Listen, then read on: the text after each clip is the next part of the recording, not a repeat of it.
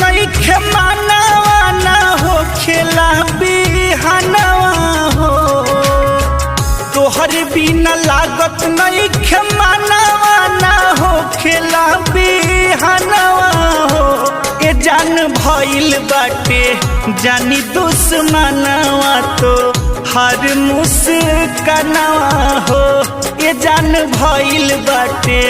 जानी दुश्मनवा तो हर मुस्कानवा हो